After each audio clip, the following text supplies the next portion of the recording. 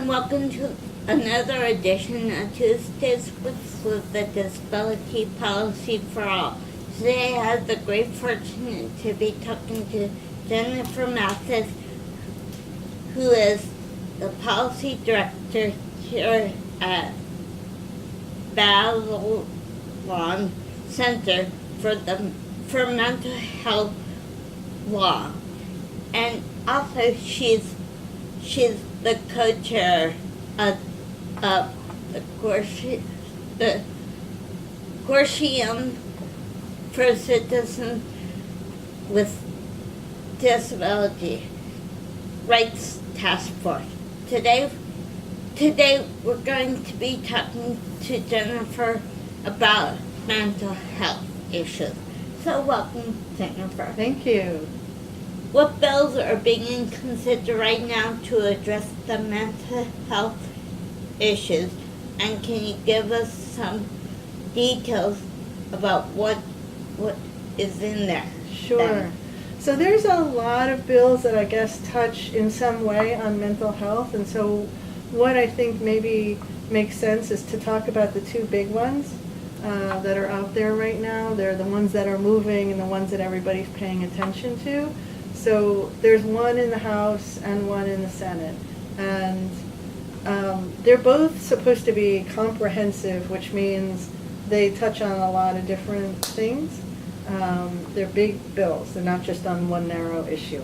And both of them, I think, are designed to really look at kind of coordinating mental health services better across the federal government, across the state governments, and promoting sort of just better services, essentially, for people. What is your organization position on these bills? So we had opposed the House bill in the various versions that were introduced. There were a couple of different versions introduced, and then they were changed, they were marked up, and so modified more. And really, I think we pretty much opposed most of those versions. What did ultimately pass in the House, I think, was certainly much, much better, as I said before, than what it looked like to start with. And so, we were encouraged by that and grateful for that. And we're just waiting to see what happens with that House bill and the Senate bill. We supported the Senate bill because we thought that the Senate bill, as I said, was, a more effective way to address, the gaps in mental health service systems while respecting the rights and dignity of people with psychiatric disabilities. Okay, thanks. Is there a connection between these mental health bills and gun violence? So that's an excellent question, and I alluded to this before. I think primarily on the House side, but also to some extent on the Senate side by some of the folks promoting an earlier version of the Senate bill. There was a lot of talk about these bills being necessary as a violence prevention measure, that somehow if we made these changes in the mental health system, that would end gun violence. That's an absurd rationale. We so strongly disagreed with that rationale. It's not borne out by the evidence. The evidence and all the data is that people with psychiatric disabilities or mental illnesses are responsible for the tiniest percentage of gun violence. It's for about 4% of gun violence. So the idea that somehow if you impose more coercive mental health measures on people, that you'll stop gun violence when 96% of gun violence has nothing to do with people with mental illness really didn't make any sense to us. But I think it was a scare tactic, and it was a it was a tactic to, I think, bring people on board, and frankly, I think many people thought that it was a tactic to divert attention from gun control measures and to say, well, we don't need to do gun control, we just need to do some things in the mental health system, and then everything will be fine and we'll eliminate gun violence. That seemed, again, absurd, but that was, I think, what many people felt that was going on there. So yes, I think on the Senate side, there were some nice statements recognizing that there really is not a connection. I think Senator Chris Murphy was particularly helpful in saying publicly, and he was very involved in drafting that Senate bill, that one has nothing to do with the other, that we should address mental health to address mental health. That's not going to stop gun violence. We need to address gun violence separately, and that should have no part in this bill. Thanks. What can our viewers do to help pass mental health legislation that help people with mental needs to live in the community and find work? So I think there are a few things. I mean, one is that my view, and I think our view at the Bazelon Center, is that it is helpful to support the Senate bill. The Senate bill is pretty good, and it does generally the right things. It has the right focus on community services, not institutionalizing people, and improving the services that we give people in the community, and having those be voluntary services. I think that would advance the ball, because that will send a message to Congress about where they ultimately need to go when they have this House bill and the Senate bill that both pass, and then they need to reconcile them. If the Senate bill passes, with a sort of narrow focus on more on community services, and the House bill has been also narrowed, not as tailored as the Senate bill.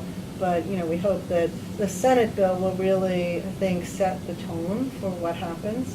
We want to make sure that, number one, the Senate bill, that by the time it gets to the Senate floor, people have not thrown in all these other things that have worried us.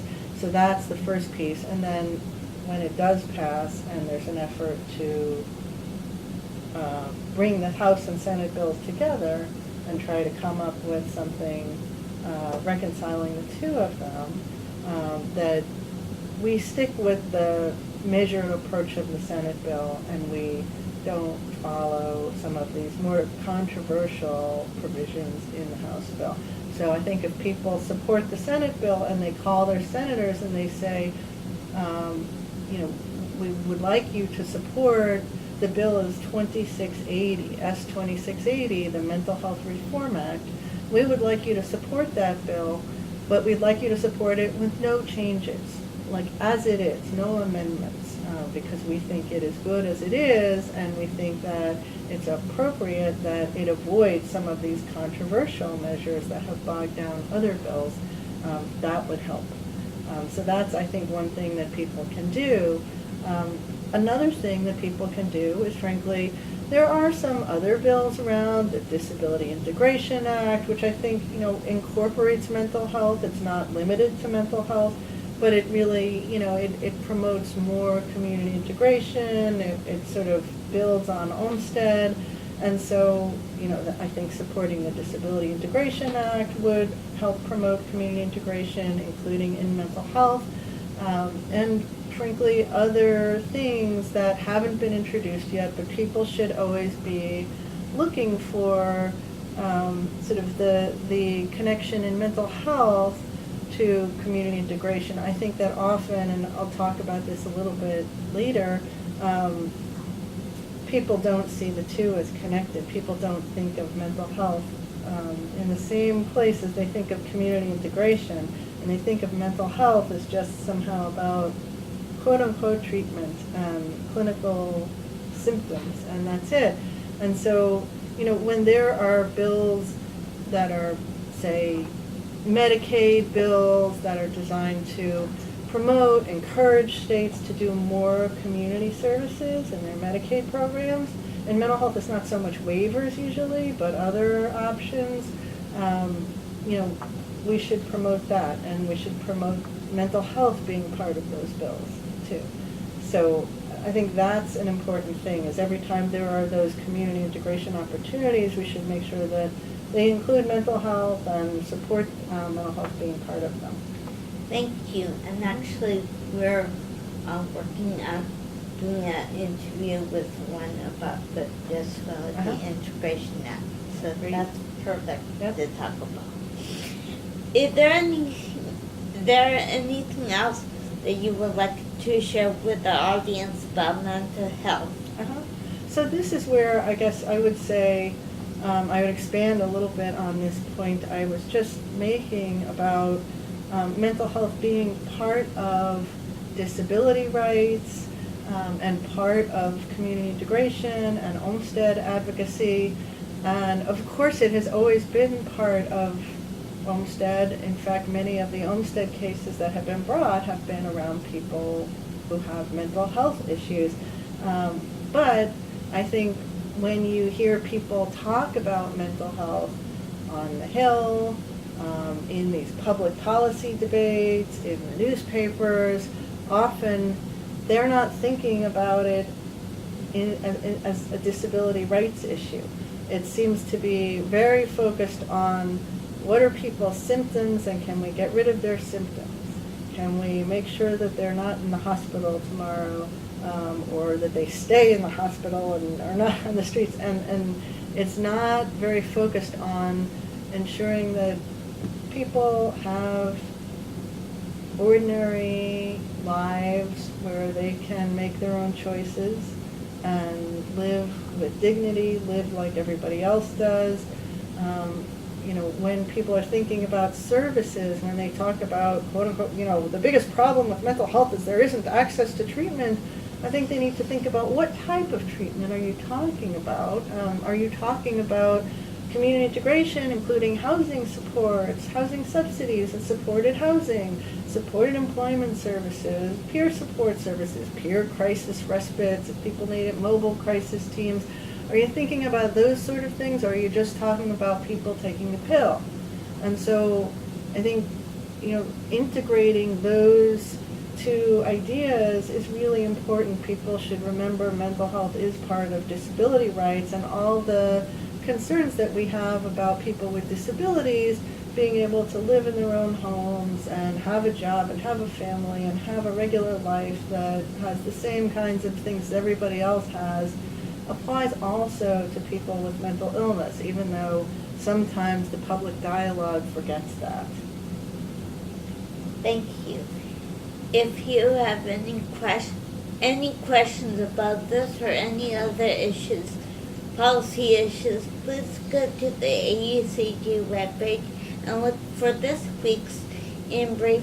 And if you have any questions or comments about this week's Tuesdays with Blues, please leave them in the space below. Thanks, and have a nice day. Thanks again, Jennifer. Thank you Bye. very much.